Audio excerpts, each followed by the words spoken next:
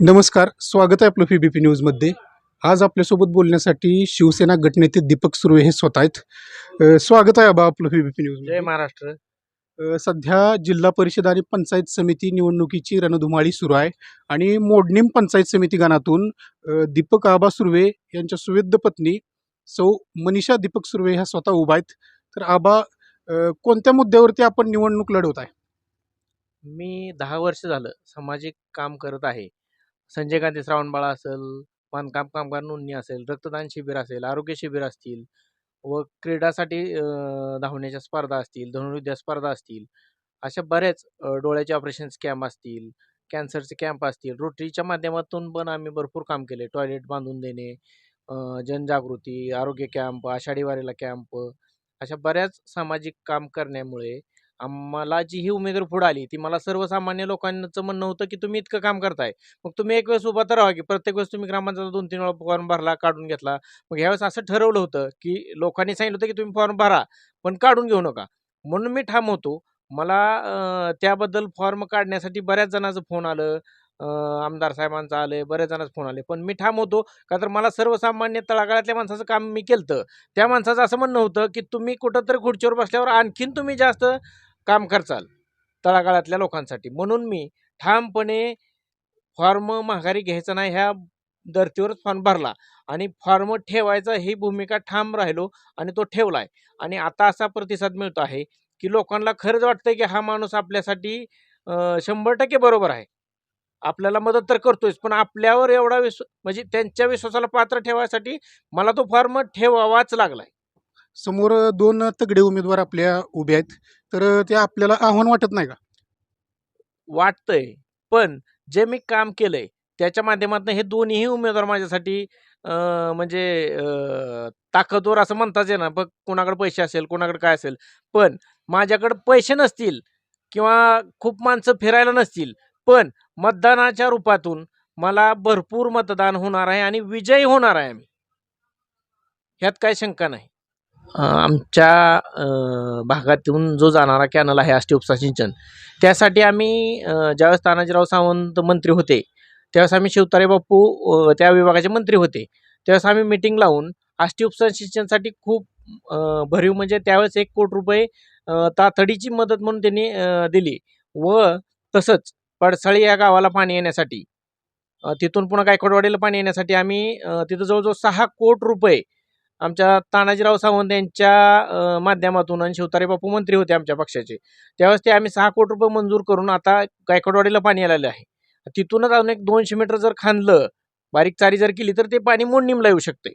तर हे एवढं मोठं काम आम्ही म्हणजे आम्ही छोटंच आहे. म्हणजे मोठ्या कुठल्या पदावर नाही किंवा काय नाही, आमची सत्ता नव्हती.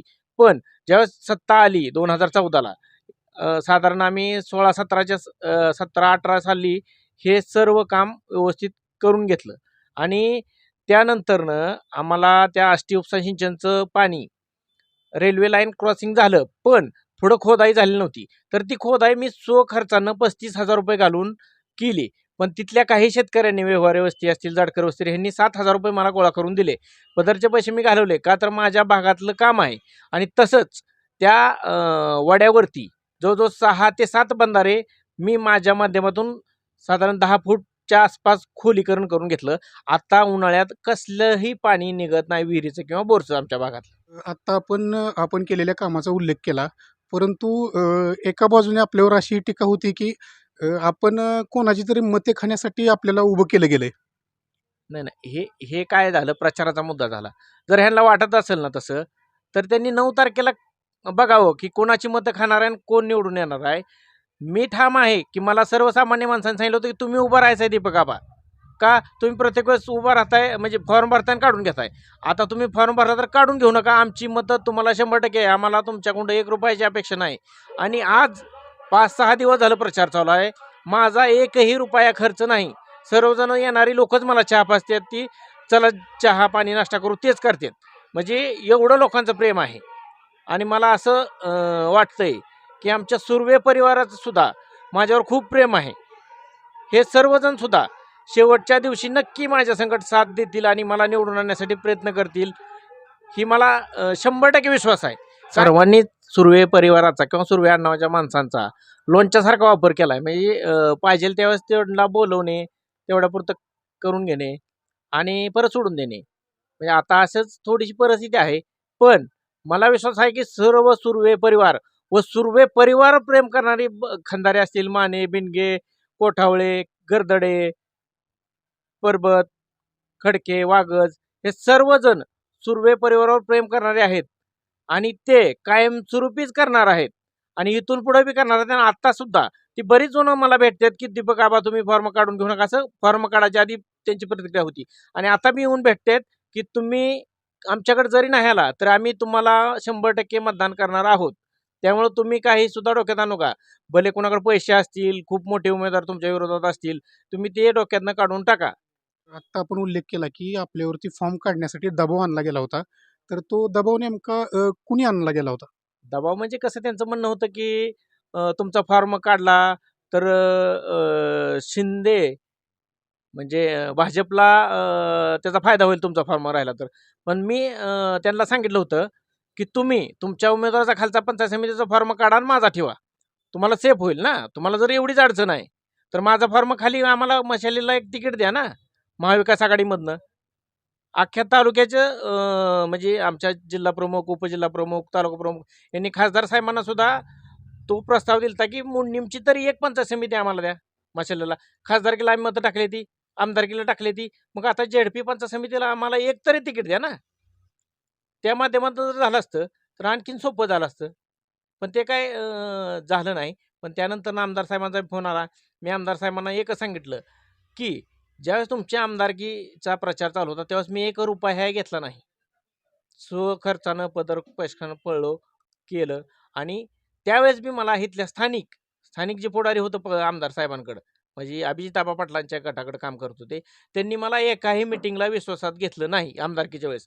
आणि आता कालच्या पंचायत समिती जेडपीच्या वेळेस म्हणजे हे चालूच्या त्यावेळेस बी मला एकाही मिटिंगला बोलवलं गेलेलं नाही. मी असं आमदार साहेबांना ज्यावेळेस मला फोन आला का दीपकराव तो विड्रॉल करावं लागतंय त्यावेळेस मी आमदार साहेबांना म्हणलं तुम्ही तुमच्या जे कार्यकर्ते आहेत त्यांना विचारा की दीपक सुर्वेला तुम्ही एखाद्या मिटिंगला बोलवलं का पंचायत समिती जेडपीच्या. म्हणजे त्यांचा आभार मानतोय मी ज्यांनी मला बोलवलं नाही. का जर बोलवलं असतं तर मी अडकून पडलो असतो की आयला हा उमेदवार ठरलाय. म्हणजे मला आता उभं राहता आलं नसतं ना. त्यांचा उपकारच मानावं लागतील मला मिटिंगला नाही बोलवलं. नाहीतर मला विड्रॉल करावं लागतं आता. एवढ्या सगळ्या गोष्टी आता आपण सांगितल्या. विजयाची आपल्याला कुठपर्यंत खात्री वाटते? 200% खात्री आहे की माझा विजय होणार आहे. त्याचं कारण असं आहे की जे संजय गांधी श्रावणबाळचे लाभार्थी असतील, परित्यक्ता असतील, अपंग असतील, विधवा बायका असतील, ह्यांचं काम मी 100% इमानदारीनं केलंय व जे दरवर्षी आहे तीच दाखले लागतात ते मी एकाही लाभार्थ्याला माड्याला न जाता म्हणजे माझं ऑफिस आहे, माझ्या ऑफिसला 7,000 भाडं आहे. ते भाडं मी समाजसेवेसाठीच घालतो.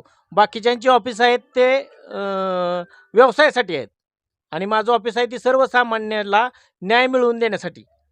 तर ह्या सर्व लोकांनी माझ्यावर विश्वास ठेवून मला सांगितलं होतं की तुम्ही विड्रॉल करायचा नाही. त्या हिशोबाने मी विड्रॉल केला नाही. त्यामुळे हे जी लोकं आहेत सर्वसामान्य त्यांना काही जणांना एवढी म्हणजे परिस्थिती असते की त्यांना औषध गोळ्या घ्यायला सुद्धा पैसे नसतात काही वेळेस. पण जी मी त्यांना श्रावणबाळ चालू करून दिले त्यातनं त्यांना खूप मोठी मदत आहे. लय मोठी नाही पण त्यांच्या मानानं खूप मोठी आहे ती औषध गोळ्यासाठी जे पैसे उपयोगी येतात. लोक काय रडली माझ्यापेक्षा अक्षरशः. त्याच्यामुळं मला अशी 100% नाही हो 200% गॅरंटी आहे की ही जी गोरगरीब संजय गांधी श्रावणबाळचे लाभार्थी आहेत ही मला कसंच सोडणार नाहीत. राहिलेल्या शेवटच्या 1-2 दिवसात काही गडबड जर झाली तर त्यातून दुसरंच काहीतरी निष्पन्न होईल. आपल्याकडून अशी काही गडबड होईल का? हे स्वप्न सुद्धा आणायचं नाही. जर गडबड करायची असती तर मला फॉर्म विड्रॉल करायसाठी खूप काय ऑफर होत्या. पण ते त्यावेळेसच मी ठोकरावल्या.